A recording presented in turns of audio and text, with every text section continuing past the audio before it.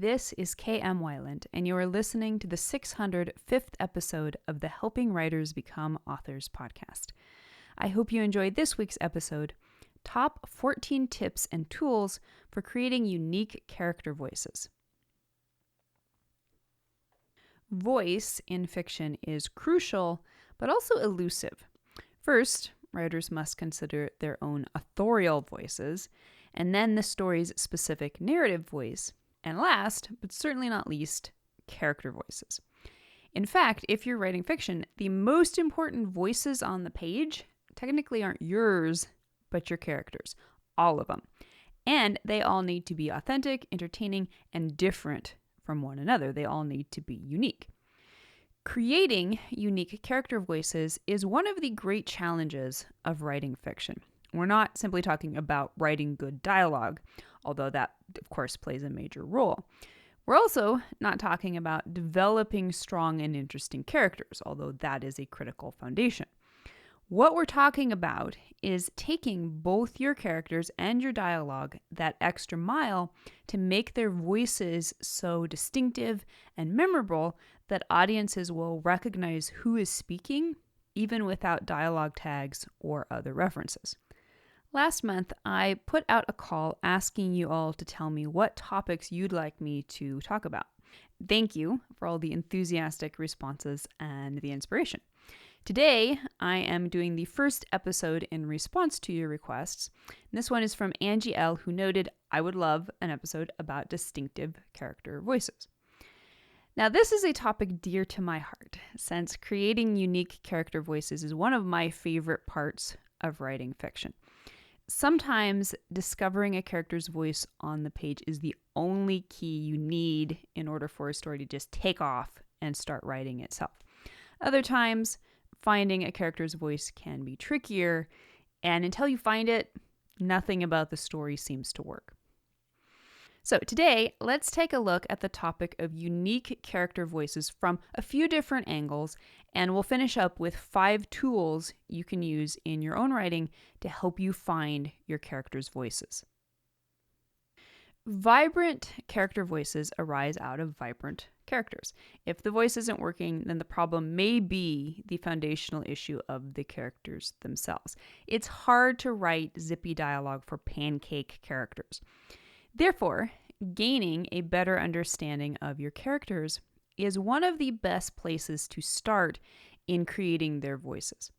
The fortunate flip side of this is that if you come up with an engaging voice for a pancake character, you're automatically more than halfway to fixing all of that character's problems. So as you begin contemplating or troubleshooting your character voices, keep the following 9 aspects in mind. All will influence how the characters speak and what they speak about. Consideration number 1, personality. Often, when we think of voice, the first connotation is that of personality in its most general sense. You can approach personality in many ways, including personality theory systems such as Myers-Briggs and the Enneagram, which we discussed earlier this month. For starters, however, simply consider your character's most defining traits. Are they extroverted or introverted? Quiet or boisterous? Idealistic or cynical? Kind or cruel? One question I always ask when interviewing my own characters during their initial development is, what is the first thing people notice about this character?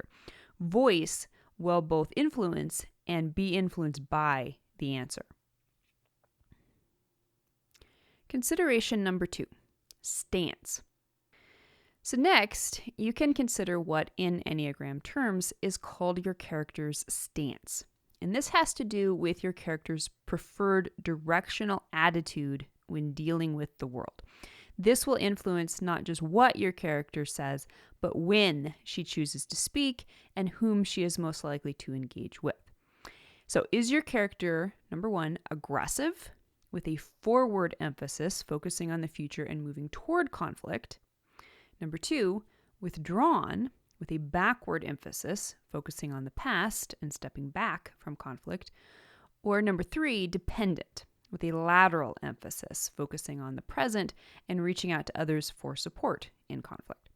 And for those who are interested in the Enneagram connection, the aggressive types are 3, 7, and 8.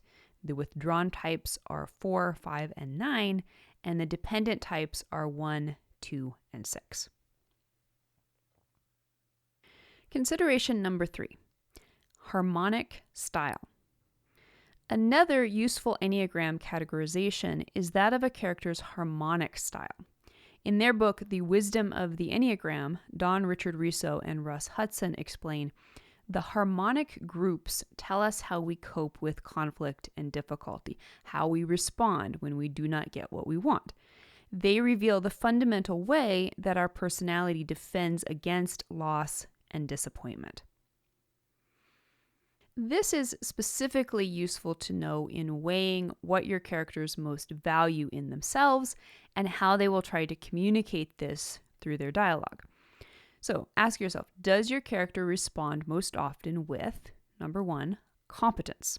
This is looking for logical and practical solutions and answers. Number 2, reactivity.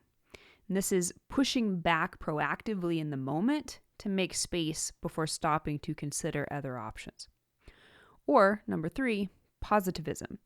This is choosing to look at the bright side and putting a positive spin on things whenever possible. And again, if you're interested in the Enneagram connection, the competent types are considered 1, 3, and 5. The reactive types are 4, 6, and 8. And the positive types are 2, 7, and 9. Consideration number 4, defensive reflex. Dialogue in a story can be viewed as a sort of contest between characters, especially since much of it will be conflict-driven. One character goes on the offense, the other defends, and back and forth they go.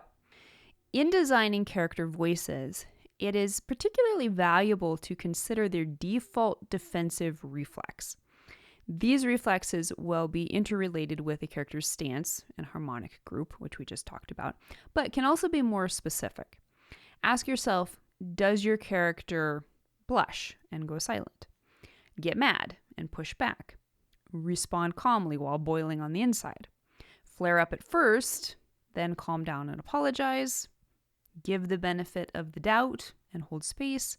Or judge immediately and feel offended? Or something else? Consideration number 5, age. So, beyond what we've just talked about, other factors in creating your character's voices are more practical. How old is this character? A 5-year-old will obviously have an entirely different vocabulary, cadence, and conversational style than, well, a high schooler or a retiree. Consideration number 6, education. By the same token, you're going to want to consider the character's level of education.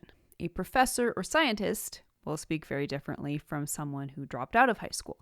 And depending on the character's self-consciousness around his level of education, whether it's very high or very low, this may also influence how he tries to speak. For example, someone with several doctorate degrees might be arrogant in showing off his vocabulary, or self-deprecating in trying not to rub his intelligence in others' faces. Alternatively, someone with little education may try to cover it up by speaking more properly than her background suggests, to various effects. Consideration number 7, region. Where is your character from, and what is his ethnic and geographic background? A character who was born in India but lives in New York City will present interesting layers within his communication style. A character's regional history may also suggest to you interesting word choices. The slang in South Boston is not the same as in London, which is not the same as that in the Dales of Scotland or the ranch country of Texas. Consideration number 8, dialect. Regional considerations will not always include dialect, but when a dialect is appropriate, you will be presented with both new challenges and new opportunities for your characters' voices. On the one hand, you will need to portray the dialect accurately, both in respect to those who actually speak it, and because readers will spot and reject inauthenticity. On the other hand, a colorful dialect done well can instantly elevate a character and her voice to a whole new level of interest and memorability. And finally, consideration number 9, profession. So finally, consider your character's job. Every profession, no matter how humble, offers its own unique way of speaking. Particular slang, as well as specialized industry terms, may creep into your character's voice or even entirely permeate it, depending on his level of occupational immersion. All right, so once you have examined your characters from every angle and considered what about them offers opportunities to distinguish their voices from one another's, you can level up by employing several useful tools. To be effective, all of these tools must be used deftly. To choose one particular tool and use it in every dialogue exchange may well push the effect from original and memorable to cartoonish and self-indulgent. All of these tools are meant to be used to achieve verisimilitude. They're here to help you create characters who are larger than life, but who sound real. The moment a character's dialogue begins to sound repetitive or rehearsed, you do better to dial back on the originality and let them talk just like everybody else for a bit.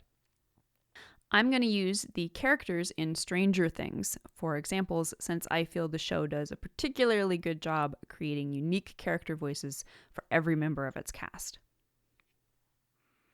Tool number 1, dialogue tics. The easiest way to bring individuality to a character's speech is to create a dialogue tic that is used only for that character. And this could be almost anything. It could be a favored word, or a word a character refuses to use. It could be a character's favored volume for speaking. For example, the character voice of Hopper in Stranger Things is defined by the fact that he can't help but holler in almost every encounter, even when he's trying to dial it down. Or it could be how many words a character chooses to use or not use. For example, your character could be a blabber who can't stop talking, or monosyllabic like Eleven in early episodes of Stranger Things. Tool number 2, personalized slang and swears. An easy way to slip a little originality into each character's voice is to exclusively assign a specific bit of slang or a favorite swear word or euphemism to each character.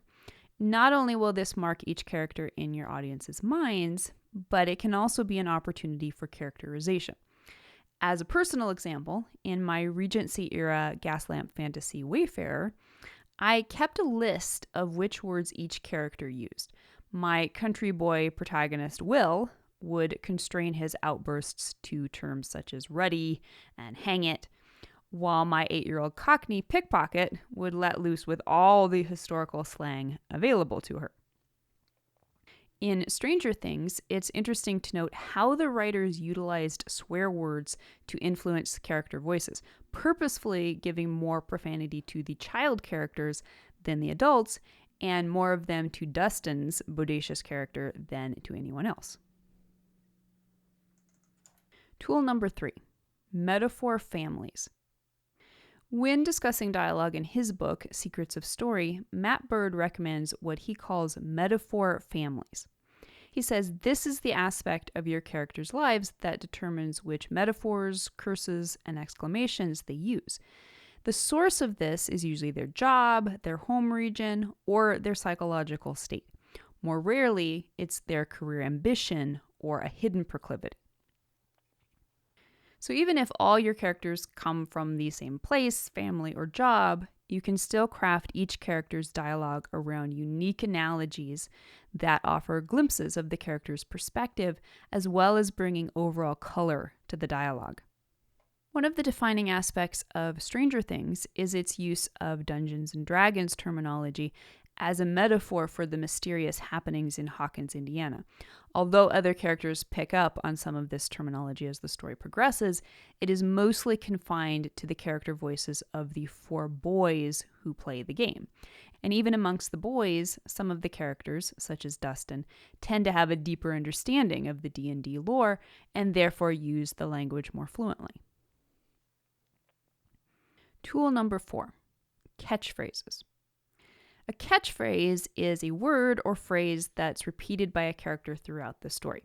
This could be a simple exclamation, such as "zounds," or it could be a more meaningful statement that grows in importance the more it is uttered, such as Captain America's "I could do this all day."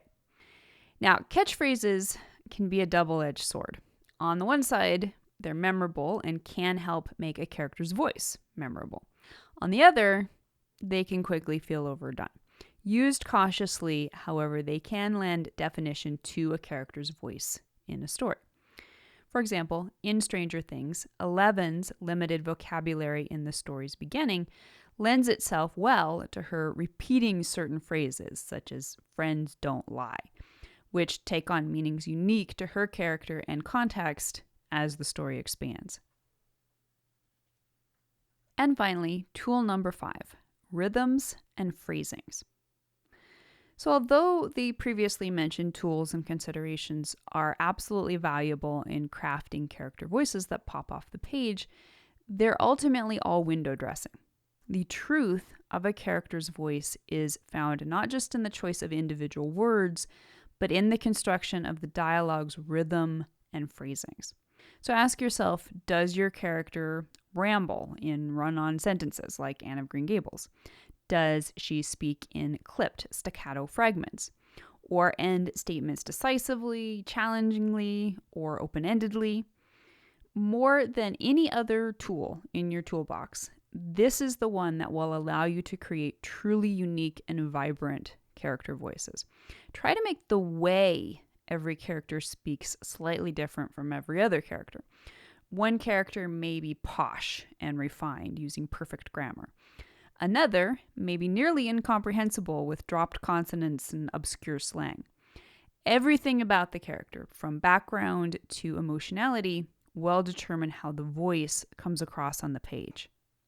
For example, Stranger Things employs different cadences and styles for all of its character voices, as evidenced by the differences in the 4 boys. Dustin tends to ramble with enthused intelligence. Mike goes off on emotional rants. And Will holds back, while Lucas, as the voice of reason and sometimes cynicism, always speaks forcefully, is always hyper-practical, and always gets to the point. So, apart from general concerns of crafting the shape of your story through plot, arguably nothing affects your audience's perception of your story more than voice. This applies, of course, to the general narrative voice, but this will in turn be impacted by the POV characters' dialogue voices as well. The more distinctive, appropriate, and authentic each character's voice is, the more these descriptors will apply to your story as a whole. So I hope you'll stop by the site and tell me your opinion. How would you describe the character voices in your work in progress? If you'd like to be part of the word player community over on my site, and join in the conversation on this subject, be sure to stop by the website at helpingwritersbecomeauthors.com. You can always find a transcript of the most recent podcast and add your voice to the discussion by visiting the first post on the site's homepage. And don't forget that if you're looking for an older post, you can always find those by putting the podcast title in the search field at the top of the right-hand column. If you enjoyed this podcast, you can subscribe on Apple Podcast, Spotify, and Amazon Music, or whatever your favorite podcast platform may be. And if you'd like to do something to support helping writers become authors, it always means a ton if you're able to leave just a quick rating or review on your site of choice.